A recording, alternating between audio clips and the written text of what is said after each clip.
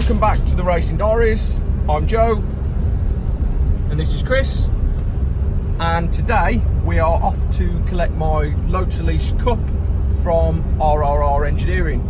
But before we get on to that, I just want to congratulate Chris on the birth of his second child. Thanks very much. What's your daughter's name, Chris? We've got a beautiful little girl, she's called Freya. Ah, nice. So you planned that one better than me. Yours has come before season. Yeah. And my second one due is actually coming right in the middle of the first round.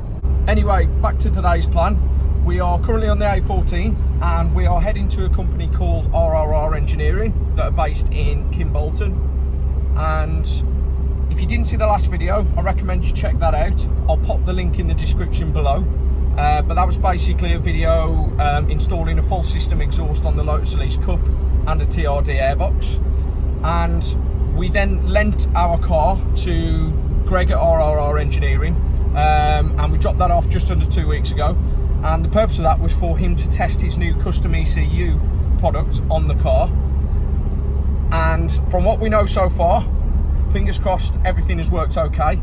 But what we're looking to find out today is exactly what power this plug and play ECU can make on our Lotus Elise Cup 220, which is all standard apart from a full system exhaust and a TRD airbox. So stay tuned and we'll let you know when we get there.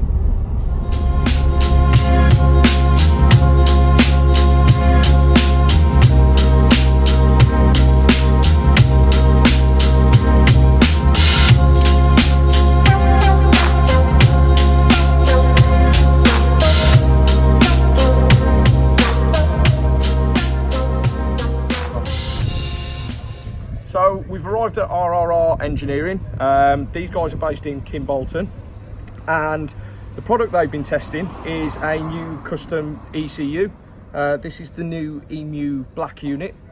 Now these guys have run this ECU successfully on the 2ZZ variation of the Lotus Elise, and the purpose was to test this and configure this ECU for the Lotus Elise S3 and Cup 220 and Cup 250.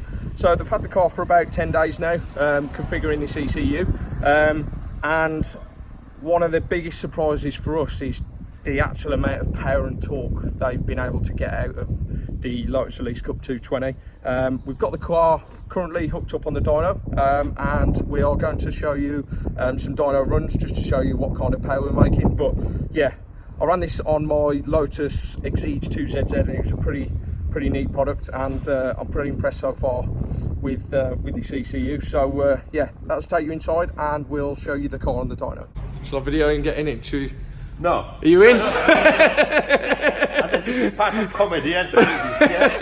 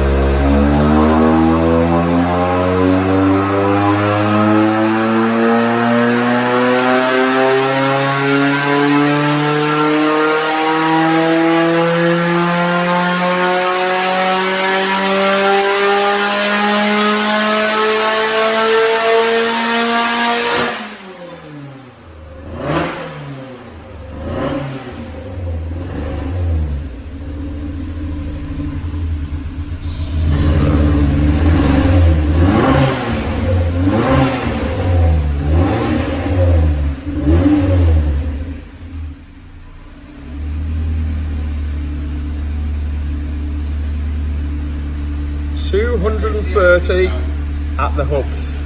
So as you've seen from the footage, we've just finished the dyno run. Dyno run is on the black EMU ECU, fully remapped by Greg here at RRR, and the power figures are very impressive indeed. I've just got the dyno graph up here to show you. Greg has managed to load up a standard Lotus Elise Cup 220 map. I'll go through the brake horsepower figures first. Brake horsepower on the standard map is this black line here, and as you can see at the hub power, the peak brake horsepower is 192.7. Now if I show you that compared to the brake horsepower we've just made on the custom ECU, you need to follow this orange line here, and you can see that we already got to 220.7 there, but because the rev limiter has been increased, the power continues right up to just over 229 hub power. That translates to approximately 265 at the crank or the flywheel, however you want to refer to it, and that is a pretty impressive gain indeed. What's even more impressive is the torque figures. So if I can just show you that, first of all on the standard map that Greg was able to upload, the torque figure here on the standard map is this orange line, and if I just go to the peak torque that it made on the standard map, so the peak on the standard map is around about 162, and the torque level on the black EMU ECU is this thick red line here, and as you can see, even at that same point we're looking at 184 torque, so we're looking at a pretty significant increase indeed of around about 22 pounds-foot of torque there. Just want to clarify those torque figures. On the standard map it was 162 at the hubs. That translates to around about 190 pound-foot of torque at the flywheel, and the new ECU was delivering 184 pounds of torque at the hubs, and that actually translates to approximately 215, 216. That's pretty impressive results. Now, some things to note about this. We have got pretty much a standard configuration car. The only difference is we've got a full exhaust system from Tubular.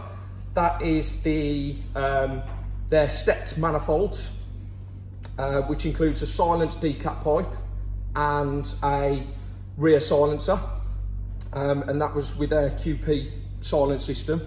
The only other thing we've changed is we've changed the airbox to a TRD airbox, which has basically got a bigger inlet hole to suck more air in, and those are the only two modifications we've made to get this power. Now, after speaking to Greg, this was pretty easy to map. It was pretty easy to get these figures, but some things to note. It's pretty much on the high level of the injectors. So unless you change the injectors, probably revise the supercharger pulley to a smaller one, this is pretty much the figures you're gonna max out on. But yeah, it's very, very impressive indeed. And in terms of the power we wanted, that's a pretty good success for us. This is Alistair at RRR. He's currently setting up a pit limiter button for me, which will go on the steering wheel. And again, this is fully controlled and customizable by the EMU Black ECU system. Let's come this side.